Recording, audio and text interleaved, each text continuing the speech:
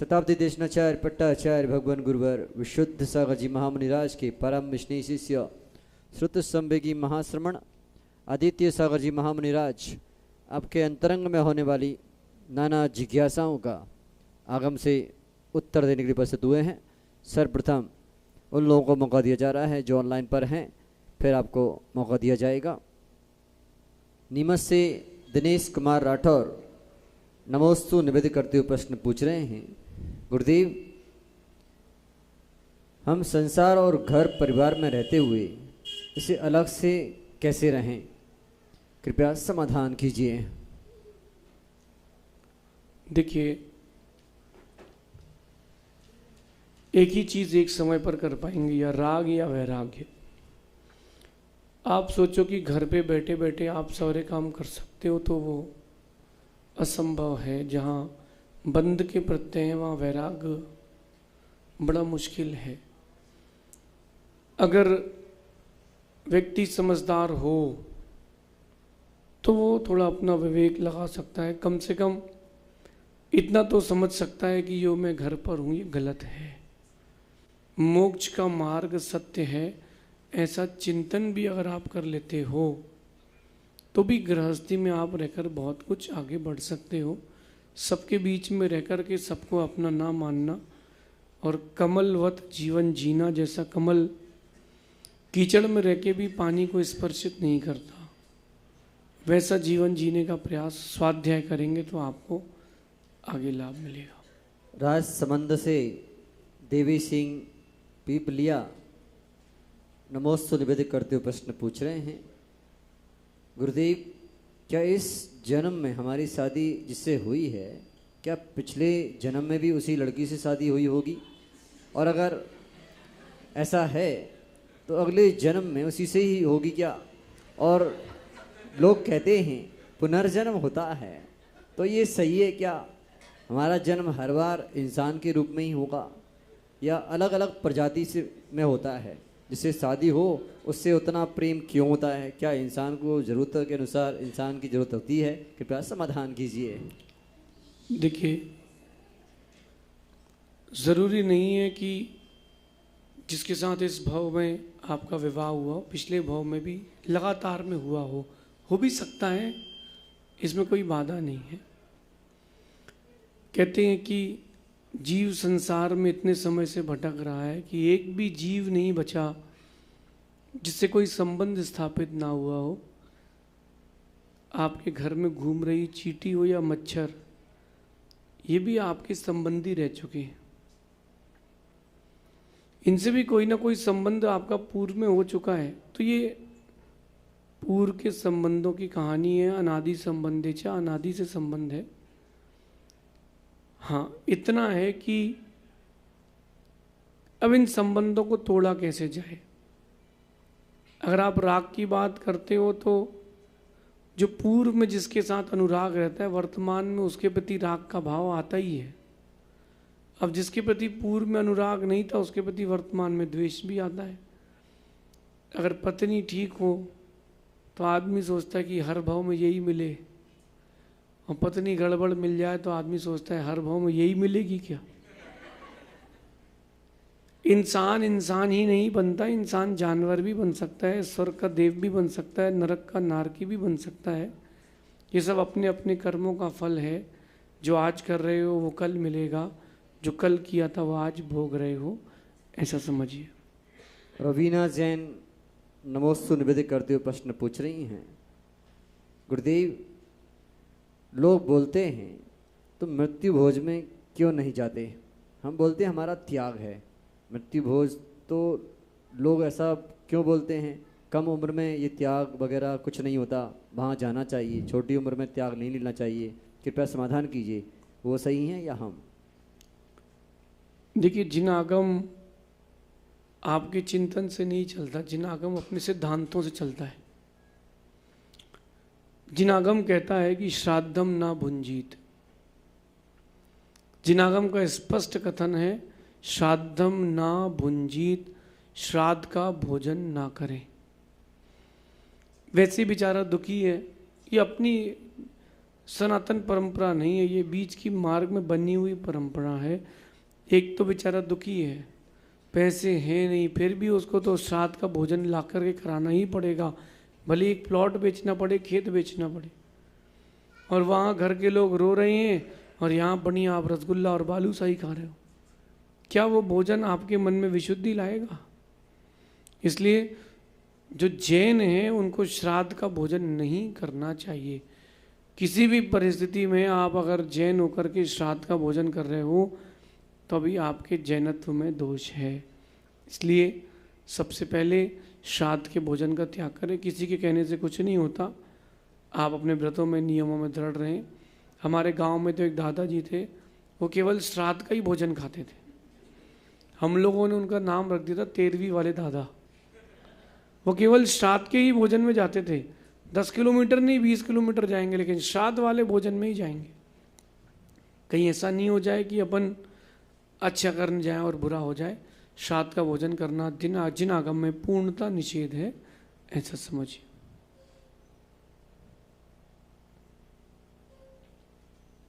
फिरोजाबाद से हर्ष जैन नमोस्तु निवेदित करते हुए प्रश्न पूछ रहे हैं। गुरुदेव, समय शिखर जी में जब हम वंदना करने जाते हैं और सुबह कूट पर पहुंचते हैं तो 2 चरण चिन्ह दिखाई देते हैं, एक ऊपर एक नीचे गुफा की में स्थित है। मेरा प्रश्न यह है कि भगवान पार्श्वनाथ ने किस स्थान से मोक्ष प्राप्त किया था तथा हमें अपना अर्घ किस स्थान पर समर्पित करना चाहिए, ऊपर स्थित चरण चिन्ह पर या नीचे गुफा की में स्थित चिन्ह पर? साथ ही भगवान पार्श्वनाथ मोक्ष प्राप्त करने के बाद देव द्वारा चरण चिन्ह किस स्थान पर बनाए गए, कृपया समाधान कीजिए। देखिए, श्रमण परंपरा में 2 धाराएं बड़ी विराट रूप ले चुकी, एक दिगंबर और एक श्वेतांबर। चरण चिन्हों की जब बात करते हैं तो दिगंबर परंपरा में चरण चिन्ह नीचे के पूजे जाते हैं, श्वेतांबर परंपरा में ऊपर के पूजे जाते हैं। यानी जिन चरणों में नाखून बने हों, नख वगैरह बने हों, वो श्वेतांबर रीति से बने हुए रहते हैं। और जिन चरण चिन्हों में पैरों की रेखाएं होती हैं वो दिगंबर परंपरा के चरण होते हैं। ये विकल्प ना करें कि भगवान ऊपर से गए कि नीचे से। अगर आज के भूगोल की बात करेंगे तो भगवान पार्श्वनाथ तो वहाँ बन ही नहीं पाएंगे अंदर गुफा में। कोई लोग तर्क दे सकते हैं कि नीचे भगवान कैसे बैठ पाएंगे, नीचे तो स्थान ही नहीं है। तो विकल्प नहीं करें, अपने पास 2 स्थान है, दोनों की आराधना कर ले। हाँ, लेकिन चरण चिन्ह जब भी कहीं आप पूजने जाएं, भारत में किसी भी मंदिर में जाएं, किसी भी क्षेत्र में जाएं, दिगंबर परंपरा के चरण चिन्हों में रेखाएं होती हैं, श्वेतांबर परंपरा के चरण चिन्हों में नाखून होते हैं। तो उसको देख करके आराधना करें। भगवान पार्श्वनाथ स्वामी स्वर्णभद्र की टोक से मोक्ष गए हैं, अपन को उनका स्थान स्वर्णभद्र कूट मान के ही चलना चाहिए, ऐसा समझिए। विदिशा से संयम जैन नमोस्तु निवेदित करते हुए प्रश्न पूछ रहे हैं। गुरुदेव, यदि कोई मुनि महाराज हमसे अथवा हमारे परिवार से किसी सदस्य से अनुचित, कठोर या अपमानजनक भाषा का प्रयोग करें तो ऐसी स्थिति में हमें क्या करना चाहिए? उस समय हमारा आचरण व्यवहार कैसा होना चाहिए ताकि हम मर्यादा, संयम और धर्म की सीमा का पालन करते रहें? कृपया समाधान कीजिए। देखिए, बड़ा गहरा प्रसंग है। मुनि महाराज हों, आरिका माँ हों, क्षुल्लक हों या फिर व्रतिजन क्यों ना हो, इनको सबसे पहले अपनी भाषा पर ध्यान रखना चाहिए, क्योंकि आप भगवान महावीर स्वामी को रिप्रेजेंट कर रहे हो। अगर आप किसी से अनुचित भाषा का प्रयोग करोगे तो आपने केवल अपने ही गुरुकुल का नाम बदनाम नहीं किया, आपने तो जिन शासन का नाम बदनाम किया। अगर मैं किसी बात को अगर मैं स्वयं अनुचित रीति से कहूँगा तो लोग यही बोलेंगे कि आचार्य विशुद्ध सागर जी के शिष्यों के ऐसा काम करते। तो मुनिराजों को इस बात पर ध्यान देना चाहिए, आपको अपनी भाषा का अच्छे से प्रयोग करना चाहिए। कुछ दिन पुरानी बात, एक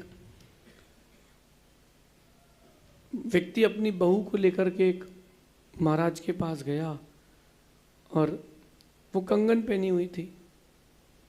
तो बुंदेलखंड के महाराज थे, वो कहते हैं कि क्यों तुम्हारे कड़ गए क्या?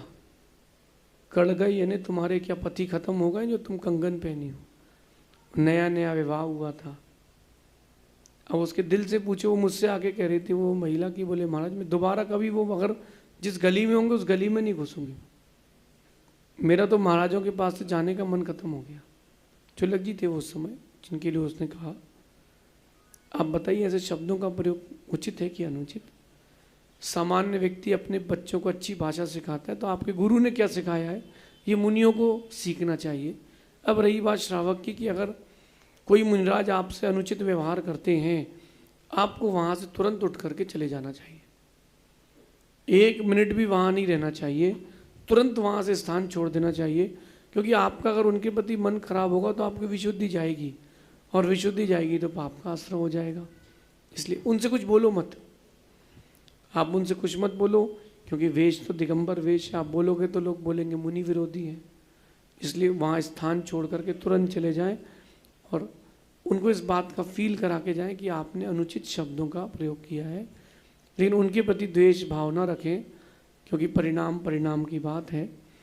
यद्यपि जिसके ऊपर बीतता है वही जानता है कि क्या बीता है, उन्होंने क्या कहा। तो अगर किसी की श्रद्धा जाती है दिगंबर मुनियों के ऊपर से इस विषय में, तो अपनी श्रद्धा को बचाए। ऐसे महाराजों के पास ना जाए जिनकी भाषा खराब हो, जिनकी चर्या खराब हो, लेकिन मध्यस्थता का व्यवहार रखें, उनकी निंदा किसी से ना करें। अगर एक व्यक्ति के ऐसे कह देने से श्रद्धा चली जाएगी तो भी आपकी श्रद्धा कमज़ोर है। अपनी श्रद्धा को मजबूत रखें और अपने धर्म का यथोचित आगे पालन करें। शेष जिज्ञासाओं का समाधान आगे आने वाले समाधानों में होगा। अब हमारे समक्ष जो जिज्ञासुजन है वो आएंगे, क्रम से अपनी जिज्ञासा रखेंगे। जिनका नाम बोला जाए पहले से ही तैयार रहें। सर्वप्रथम जिज्ञासा के लिए आ रहे हैं अनुराग जैन, इसके बाद तैयार रहेंगी सपना जैन।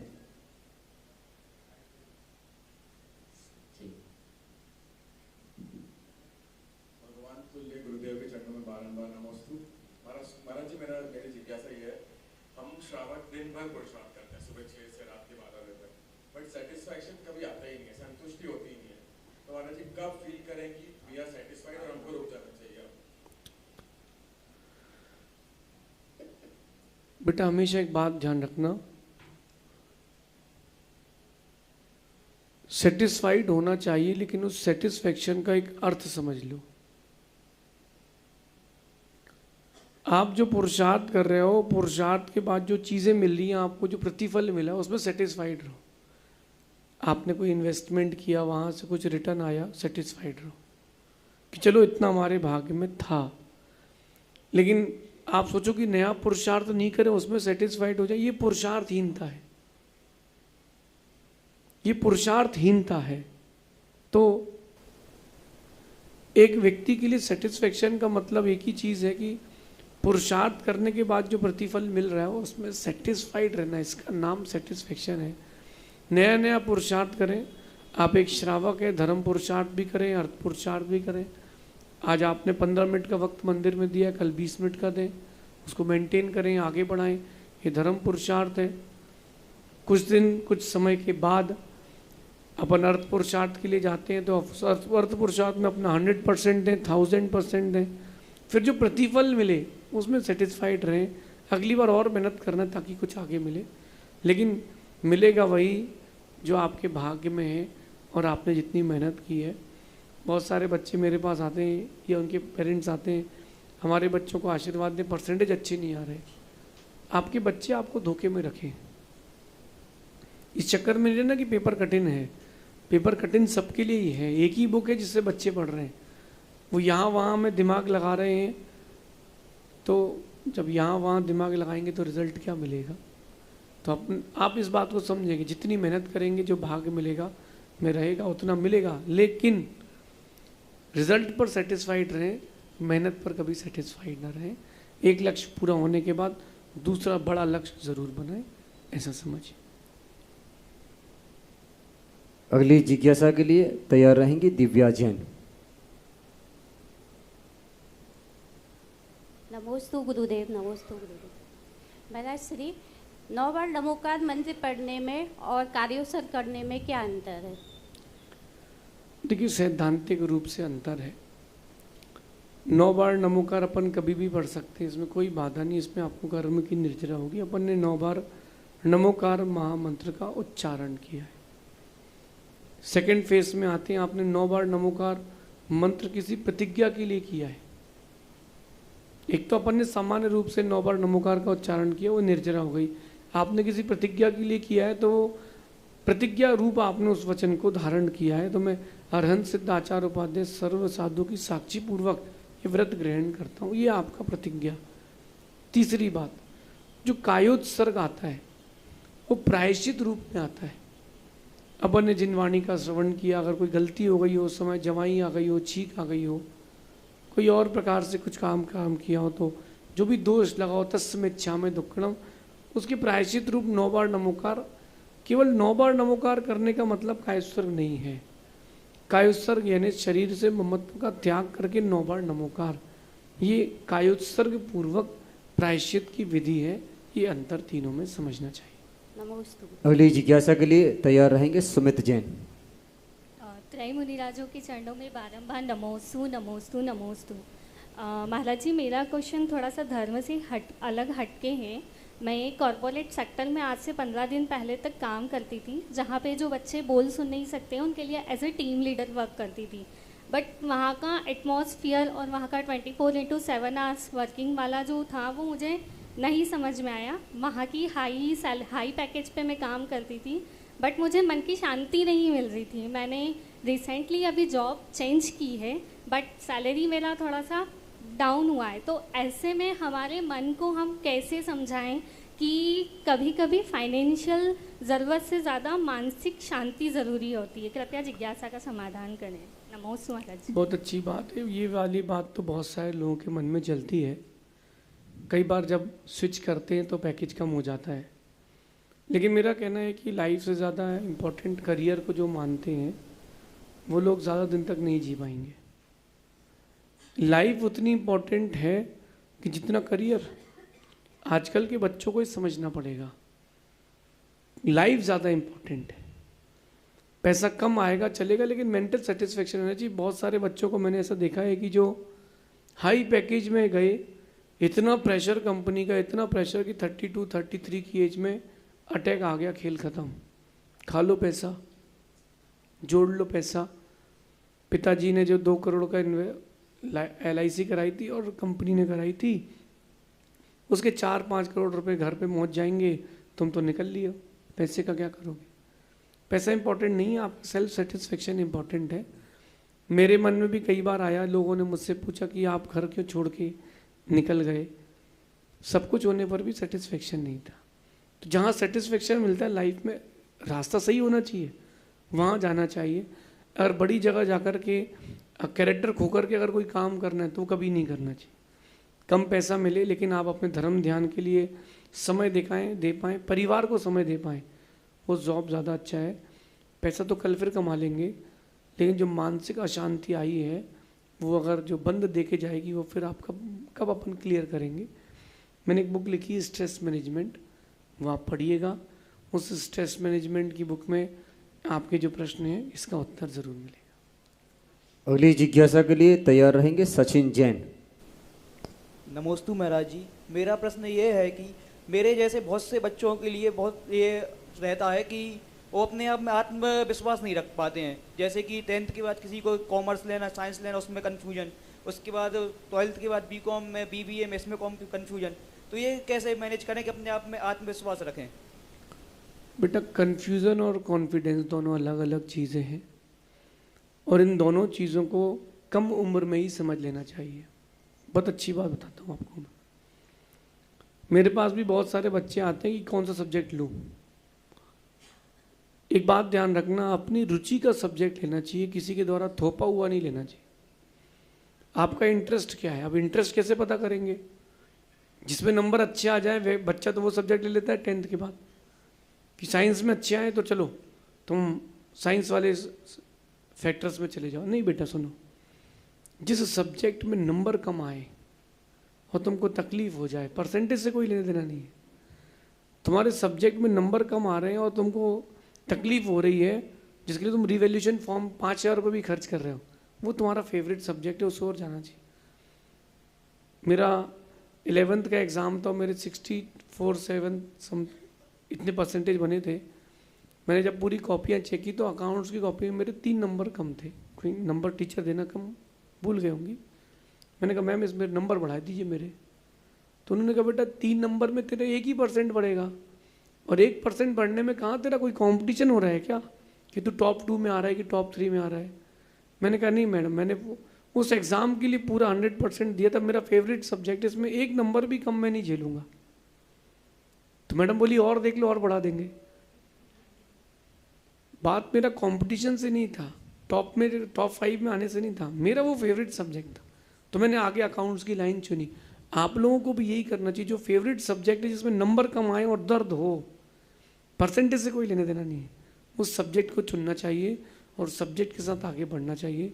बीकॉम करो या बीबीए, उससे कोई फ़र्क नहीं पड़ता आपने कितने डेडिकेशन से किया है, फ़र्क इस बात से पड़ता है। अच्छी कॉलेज से पढ़ेंगे तो अच्छी जॉब लगेगी, ये सब भूल जाओ। जिसके पास जितना बड़ा दिमाग होगा, जितना अच्छा दिमाग होगा, उसकी जॉब उतनी अच्छी, उसका बिजनेस उतना अच्छा रहेगा, ऐसा समझना। अगली जिज्ञासा के लिए तैयार रहेंगी स्नेहा जैन। त्रय मुनि राजों के चरण में कोटि कोटि नमस्तु नमस्तु। शुल्लक जी महाराज जी के चरण में मैं शामिल हूँ। गुरुदेव, सबसे पहले तो मैं आपसे ये कहूँगा कि आपका बहुत बहुत धन्यवाद, आभार व्यक्त करूँगा कि वर्ष 2025 में मुझे गणनी प्रमुख आरिका प्रश्न पूछिए आप बस। ओम शांति। गुरुदेव, मेरा प्रश्न ये है कि हम धर्म के मार्ग पे जब आगे बढ़ते हैं तो हमारे शरीर में जो होने वाली दुख, पीड़ा और कष्ट है, वो धर्म के मार्ग में बाधा क्यों बनते हैं? देखिए, सीधी सी बात है, जब भी कोई काम करोगे विघ्न तो आएगा। आप कोई तृतीय काल में तो पैदा नहीं हुए हो कि सुख मिलेगा, चतुर्थ काल में पैदा नहीं हुए हो कि दुखी दुख कि सुखी सुख मिलेगा, कम दुख मिलेगा, सुख ज़्यादा मिलेगा। पंचम काल में पैदा हुए हो तो दुख तो मिलेगा। और आप जब भी कोई काम करोगे अच्छा तो विघ्न आएगा ही आएगा। आपको उन विघ्नों से बाहर निकलना चाहिए। ये आपकी निजी गट्स हैं, ये आपकी आंतरिक गट्स होना चाहिए कि जब कोई समस्या है तो चलो निकलते हैं बाहर। मुनिराजों की ओर आना। आप जितने दिगंबर मुनिराज हैं, इनके पास परिग्रह के रूप में एक परिग्रह बचा है, वो है शरीर। ठीक है ना? गात्र मात्र परिग्रह ने शरीर परिग्रह है। अब ये जो शरीर परिग्रह है, अब जब भी हमारे को लॉस लगेगा तो परिग्रह में लॉस आपको लगता है, गाड़ी की सीट कट गई, धोती फट गई, किसी से बिजनेस किया था वो पैसा खा के चला गया, आपका लॉस वहाँ कवर हो गया। हमारे को लॉस कहाँ लगेगा? शरीर में, क्योंकि हमारे पास तो परिग्रह शरीर ही है। तो यहाँ तो 24 घंटे कोई ना कोई समस्या बनी रहती है। तो ये कभी ना सोचे कि शरीर से हमको कोई प्रॉब्लम हो रही है, या उन विघ्नों को विघ्न ना माने, उनको सीढ़ी मान करके आगे बढ़े। समाधान यही है कि समस्याओं को ज़्यादा समस्या ना माने, ऐसा समझिए। अगली जिज्ञासा के लिए तैयार रहेंगे इचल करण जी से प्रगति जैन।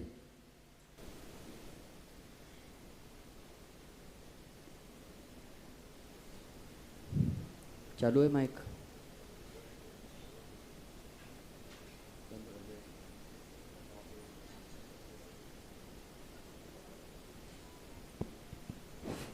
नमोस्तु मुनिवर, नमोस्तु मुनिवर, नमोस्तु मुनिवर। मेरी जिज्ञासा मन पे है कि मन एकाग्र कैसे करें। हम मन को एकाग्र करके कोई भी धार्मिक पढ़ते हैं, जाप देते हैं, पाठ करते हैं, लेकिन फिर भी मन कहीं कहीं घूम चला जाता है। और जब पूरा हो जाता तब हम देखते कि हमने क्या पढ़ लिया और मन कहाँ कहाँ चला जाता। देखिए, मन कभी एकाग्र नहीं होता। इस पंचम काल की बात करता हूँ। जिसको आप मन की एकाग्रता कहते हो, मन की एकाग्रता नहीं है। मन को आपने गलत दिशा से हटा करके सही दिशा में लगा दिया है, वो मन की एकाग्रता हो गई। और मन जब गलत दिशा में चला गया, मन भटक गया, तो उसको आप कहते हो कि मन भटक गया। सही रास्ते पर मन को बना के रखना, ये मन की एकाग्रता है। कहीं ना कहीं हर व्यक्ति को अपने मन की एकाग्रता के लिए अपने लक्ष्य को ध्यान में रखना चाहिए। जब एक गाड़ी चलाने वाला ड्राइवर गाड़ी चलाता है तो वो मन को बना के रखता है। क्यों? क्योंकि किसी न किसी की फैमिली उसके साथ है। अगर उसकी फैमिली उसके साथ है गाड़ी में तो वो और एकाग्र रहता है। जब आप भोजन बनाते हो तो नमक की जगह नमक डाल देते हो कि फिटकरी, कि नमक की जगह चूहा मार दवाई, होश रखते हो ना कि कौन सी डब्बी उठा रहे, क्योंकि आपको पता है कि मेरा काम है, डेडिकेशन है। ऐसे ही आप समर्पण के साथ काम करें तो मन कभी नहीं भटकेगा। आपके प्रश्न के बाद दूसरा कोई प्रश्न करेगा, उसके पहले किसी और ने किया है, तो मेरे को तो एकाग्रता से आपको सुनना है, फिर उसका उत्तर देना है। ये मेरा काम है, मेरे अपने कार्य के प्रति मेरा समर्पण है। आप जैसे ही प्रश्न करते हो मेरा दिमाग तुरंत काम करता है कि उत्तर क्या देना है। तो हम अपने कार्य के प्रति समर्पित है, आपको भी समर्पित होना पड़ेगा। मन की एकाग्रता के लिए ध्यान और समर्पण, इन दोनों का समावेश हो।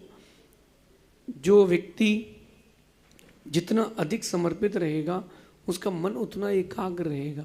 लोग हमसे कहते हैं कि याद नहीं होता महाराज जी, हमको याद नहीं होता।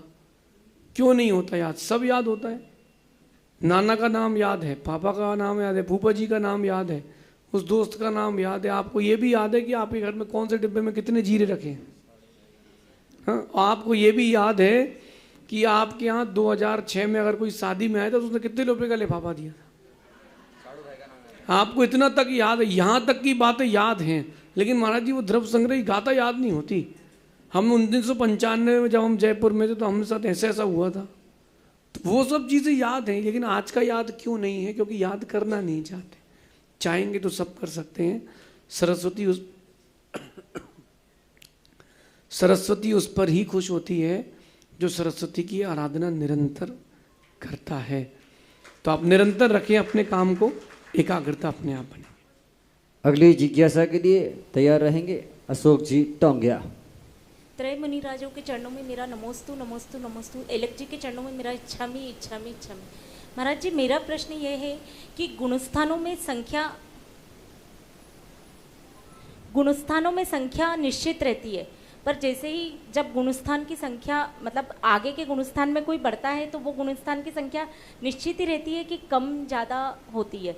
और एक प्रश्न और है कि हमारे जम्बूद्वीप में विदेह क्षेत्र में कहाँ पे ये गुणस्थानों की संख्या निश्चित रहेगी, या हम जहाँ रह रहे हैं वहाँ? देखिए, आपका प्रश्न ये है कि गुणस्थान में जीव जो है उन जीवों की संख्या से संबंधित आपका प्रश्न है ना।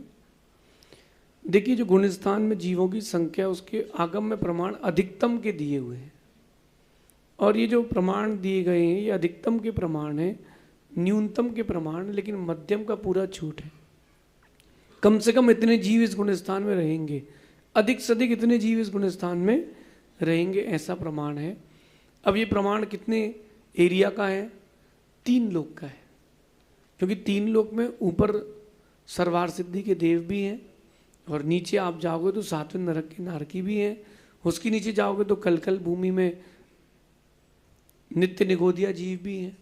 तो जो प्रमाण दिए गए हैं ये पूरे 3 लोक के दिए गए हैं। अब जैसे 14वां गुण स्थान है, तो 14वें गुण स्थान के जो जीव रहेंगे वो 2.5 द्वीप के अंदर रहेंगे, 2.5 द्वीप के बाहर नहीं मिलेंगे। ये अलग अलग गुण स्थान में फिर जब क्षेत्र लगाएंगे तब ये चीज़ मिलेगी।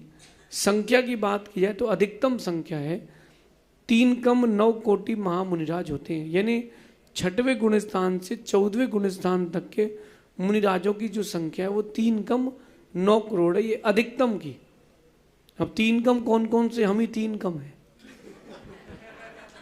एक व्यक्ति मेरे से बोला महाराज जी 3 कम 9 कोटि में आप भी 3 कम। हमने कहा तुम अपना देखो तुम्हारा गुणस्थान कौन सा है। तो 3 कम 9 करोड़ के 3 और मिल जाते तो क्या होता? ये अधिकतम की संख्या है, और इन संख्याओं में अपन डिबेट नहीं कर सकते कि इतनी क्यों है। ये शाश्वत सत्य है, इसको ऐसा ही स्वीकारना चाहिए। संख्याएं जो है वो अधिकतम और न्यूनतम की निश्चित है, बाकी बीच की कितनी भी हो सकती हैं, ऐसा समझिए। अंतिम जिज्ञासा के लिए तैयार रहें सरोज गोधा। नमस्ते महाराज जी। महाराज जी, नेमिनाथ भगवान के आगे अपन लगाते हैं अरिष्ट नेमी। ऐसे पूजा में एक लाइन आती है 9 देवों के भक्तिवश सब अरिष्ट नस जाए, तो अरिष्ट शब्द का अर्थ क्या है? एक वहाँ नेगेटिव, यहाँ पॉजिटिव। एक और प्रश्न था कि अभी नंदीश्वर विधान किया था तो उसमें मंदिर की ऊंचाई लंबाई चौड़ाई कहा था कि लंबाई 100 है, चौड़ाई 50 है, तो योजन अपन बड़ा लगेगा मंदिर में या छोटा लगेगा? सर तो देखिए, सबसे पहला प्रश्न आपका अरिष्ट शब्द के ऊपर। अरिष्ट का एक अर्थ होता है पाप और एक अरिष्ट का अर्थ होता है पूज्य। तो भगवान जो नेमिनाथ भगवान हैं, उनके पिता राजा समुद्र विजय और उनकी पत्नी रानी शिवा देवी, उनके गर्भ से उत्पन्न हुए अरिष्ट नेमी। उन्होंने पुत्र का नाम रखा अरिष्ट नेमी, जो अरिष्ट को हरने वाले हैं, यानी पापों को हरने वाले पूज्य हैं, वो नेमिनाथ भगवान। और उनके और भी भाई थे। शिवा देवी से तो भगवान अरिष्ट नेमिनाथ अकेले हुए थे, लेकिन उनके और भी भाई थे, क्योंकि उनके पिता की 10 पत्नियां थी समुद्र विजय की। तो नेमी, विनेमी, महानेमी, मृत्युंजय, इस प्रकार से उनके और भी भाई रहे, लेकिन शिवा देवी माँ के गर्भ से वो अपने इकलौते ही रहे। ये भगवान का अरिष्ट को हरने वाले नेमिनाथ क्या हुए, अरिष्ट नेमी। और अरिष्ट का एक अर्थ ये भी होता है पूज्य। दोनों अर्थों में अरिष्ट शब्द जाता है। अब रही बात वो जो आपने नंदीश्वर के क्षेत्र आदि की बात पूछी है, वो योजन जो है वो जब भी अपन 3 लोक के पटल, क्षेत्र, इनके बारे में देखते तो वहाँ महायोजन लगाया जाता है। जो अकृत्रिम चैत्यालय उनमें आप सामान्य योजन से ही ग्रहण करना। 500 धनुष की प्रतिमाएं हैं। अब वो 500 धनुष की प्रतिमा अगर महायोजन में लगाओगे तो वो बनेगी नहीं, बहुत छोटी सी कहलाएगी। तो वहाँ पर प्रमाण अंगुल से लेना चाहिए। जो जीवों का अंगुल है उससे ही प्रमाण अंगुल से लेना। उस समय जो जीव थे उनकी अंगुल से उसको ग्रहण करना चाहिए।